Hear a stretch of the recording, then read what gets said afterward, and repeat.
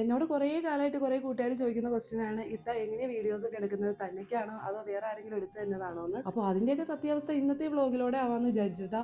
സത്യം പറയുകയാണെങ്കിൽ ആരും എടുത്തു തരാനില്ല കേട്ടോ. ഇൻ കേസ് ഞാൻ എവിടെയെങ്കിലുമൊക്കെ പുറത്ത് പോവുകയാണെങ്കിൽ മോള് കൂടെ ഉണ്ടെങ്കിലുണ്ടല്ലോ, അവിടുന്ന് ഇവിടുന്നൊക്കെ ഓരോ ക്ലിപ്സ് എടുത്തു തരാൻ പറയുമ്പോൾ എടുത്തു തരും കേട്ടോ.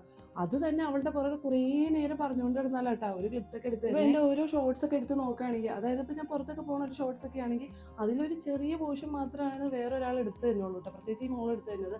ബാക്കിയെല്ലാം ഞാൻ തന്നെ എടുക്കുന്ന ഷോർട്സ് ഒക്കെ തന്നെയായിരിക്കും കേട്ടോ. അതെല്ലാം കൂടി ചേർത്ത് വെച്ചിട്ട് ഞാനൊരു ഷോർട്സ് രൂപത്തിലാക്കി എടുക്കുന്നതാണ്. നിങ്ങൾക്ക് എൻ്റെ ഷോർട്സ് ഒക്കെ കാണുമ്പോൾ തന്നെ മനസ്സിലാവും ഞാൻ കൂടുതൽ വീടിൻ്റെ അകത്ത് വെച്ചിട്ടുള്ളത് ഇതുപോലത്തെ വീഡിയോസ്, അതുപോലെ ഒരു കുക്കിംഗ് വ്ളോഗ്സ് അതൊക്കെയാണ് എടുത്തു പോകുന്നത്. അത് മൊത്തത്തിൽ ഈ പറഞ്ഞ പോലെ ട്രൈപോഡ് തന്നെയാട്ടോ യൂസ് ചെയ്യുന്നത്. സത്യം പറയുകയാണെങ്കിൽ ചാനൽ തുടങ്ങിയ സമയത്ത് നമ്മുടെ കൂടെ നിൽക്കുന്ന ആൾക്കാരൊക്കെ കൂടെ ഉണ്ടാവും, അങ്ങനെ ഗ്രോ ആയി പോകാമെന്നൊക്കെ വിചാരിച്ച് തുടങ്ങിയ ഒരാളാണ്.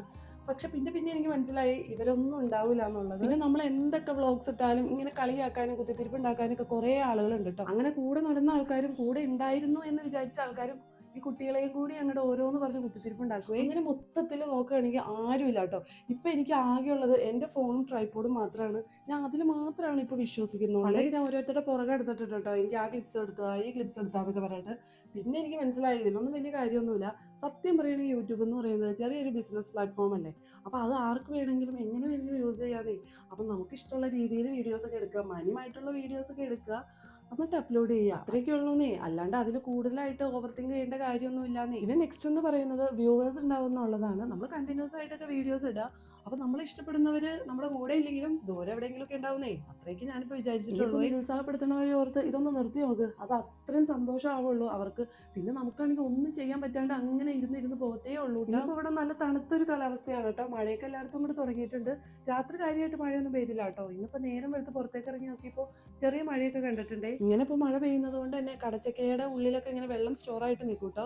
അതുകൊണ്ട് തന്നെ അതിൻ്റെ ഉള്ളൊക്കെ നന്നായിട്ട് ചീഞ്ഞ് തുടങ്ങിയിട്ടുണ്ട്. അതുകൊണ്ടായിരിക്കണം തണ്ടോടുകൂടി തന്നെ അത് വെറുതെ കൊഴിഞ്ഞ് ചാടി പോവാണ് കേട്ടോ.